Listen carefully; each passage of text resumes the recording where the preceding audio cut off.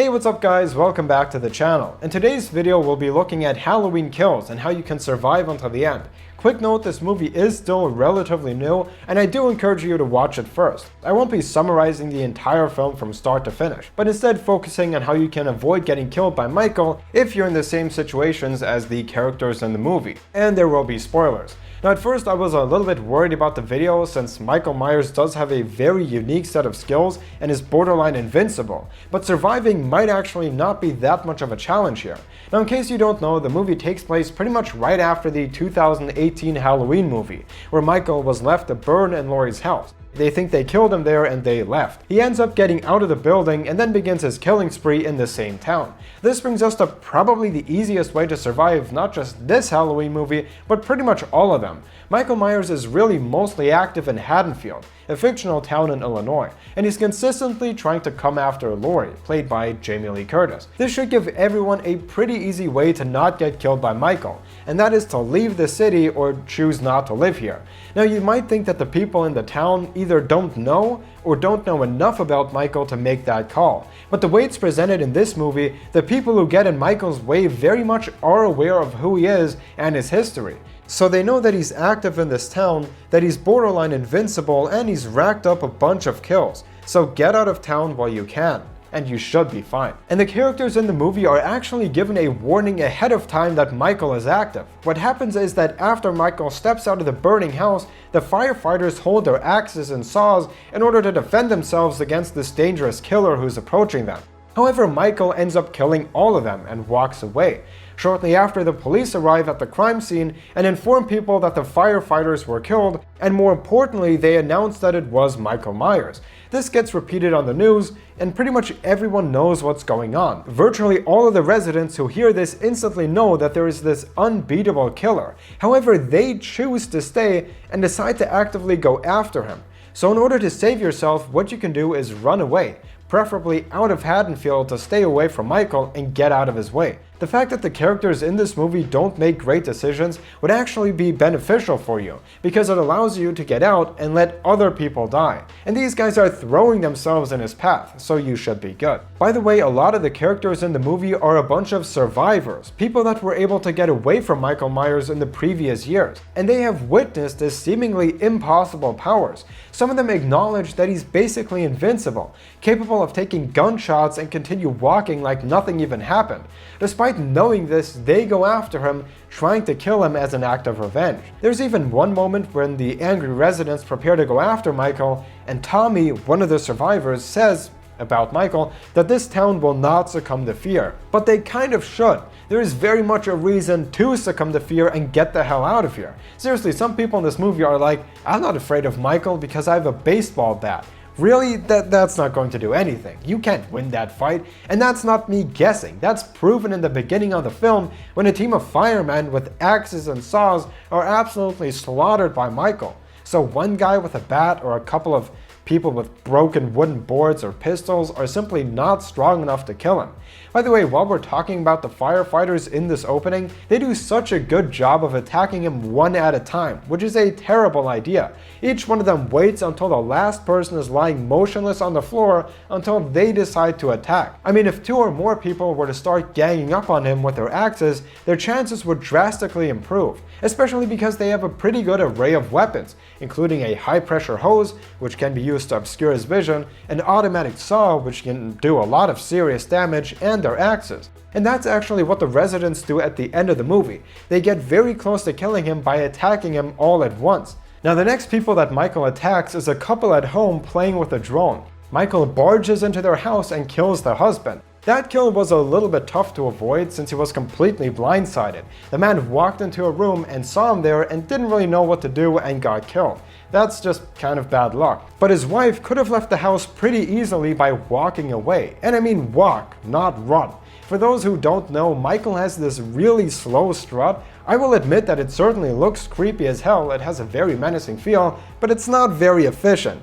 There were a number of times where he could have easily killed Laurie if he just hurried up. Anyway, the situation the woman finds herself in is that she's in a kitchen, which has an exit leading outdoors. Unfortunately, that door is locked. Michael then also enters the kitchen and walks up to her and stabs her in the neck with a broken fluorescent light bulb. But there's a pretty easy way for her to get out of that situation. The room has a large kitchen island in the middle, which is a few feet away from the door. What Michael does is walk around the table to get to the door where the woman was. So she can walk around the table opposite to Michael to get out of there and escape through another door. Now the table, it's not fixed to the floor, but it can still act as an obstacle, so you can use it to build some distance. We also see that there's an open room next to her across from the exit, which she can run into while Michael Myers approaches her. That room looked like it was a bedroom, which typically has a window that you can open. Now that's not a guaranteed way to live, but it's better than what she did, which was just cower in the corner and scream. Anyway, the large cast of main characters we're following decide to split into small groups in order to hunt Michael down. Shortly after, we see a group of 4 near the woods that encounter the killer. One of the residents is out by the playground alone, while the remaining 3 wait in the car about 100 feet away. Michael is then seen in the distance approaching the vehicle, getting on top of it and attacking the 3 people inside. The guys inside are kind of pinned down, they can't really leave without Michael attacking them. But at one point he grabs and holds on to the older woman in the car.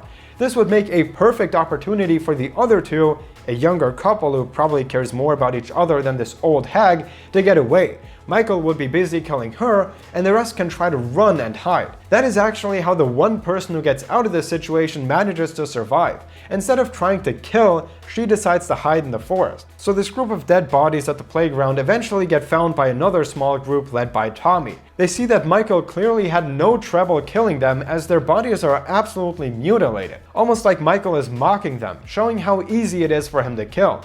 This should perhaps be a sign to the others that the plan they came up with, hunting him down with small pistols and baseball bats, is a terrible idea. It provides another opportunity, at least for these people, to say, this plan isn't working, we should get out of here.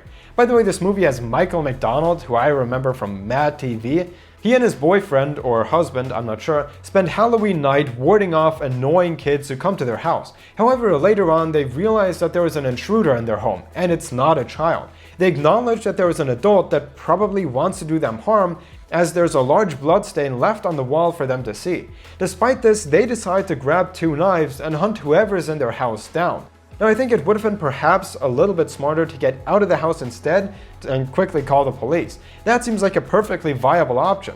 They choose to stay and confront who's in there. They kind of go looking for trouble. And even better, they decide to split up in the house and check out the rooms on their own. While doing this, one of them gets stabbed right in the armpit. That must be really painful. He collapses onto the floor shortly after. But it's Michael McDonald's character that actually has a little bit of a strange death. He walks into the room where his partner got stabbed and is lying on the floor, and sees Michael Myers looking out the window. And instead of trying to run or scream, he basically calls the killer over and lets him kill him. Since he walked into the room and saw Michael in the corner, the guy could have just walked back out of the room and out of the house and get help. The killer didn't even know that there was another person in the house, and he wasn't actively looking for anyone to kill during this sequence, it seems like. Unfortunately, there are some more bad choices made. Towards the end of the movie, there are 2 teenagers that go into the house where Michael has recently killed the gay couple. This is actually his childhood home. It's again a pretty strange idea that these 2 children think that they can face off against this man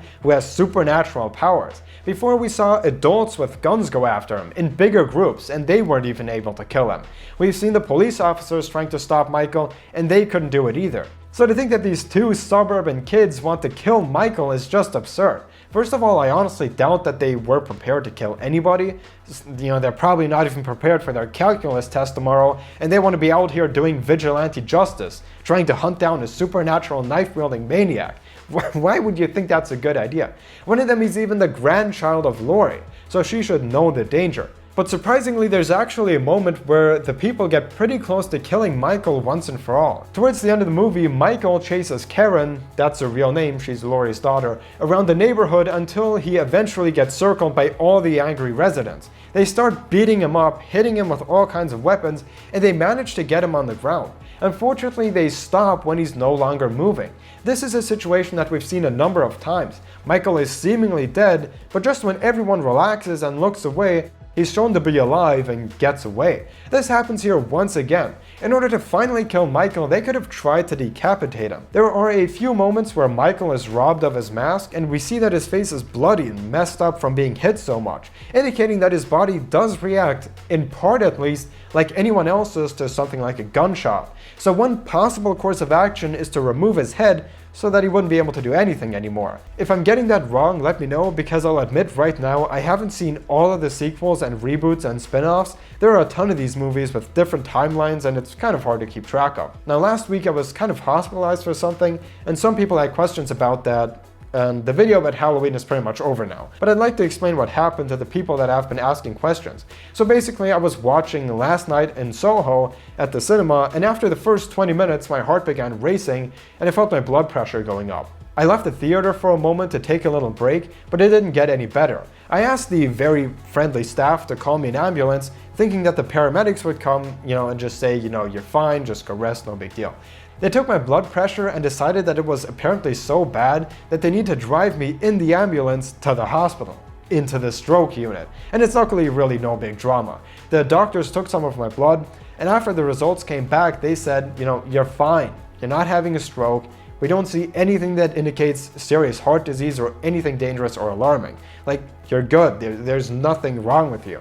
I went home the same evening, and I'm fine, really, I'm good. What I think it was that I was working on a bunch of things at once, and I wanted to do well in everything, and when I was watching the movie, there was loud music playing.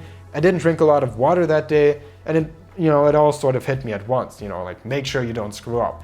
And I got a little bit freaked out. Anyways, those were some ways that you can survive Halloween Kills and potentially kill Michael Myers. I hope you liked it, and that I get to see you guys in the next video. Bye, guys.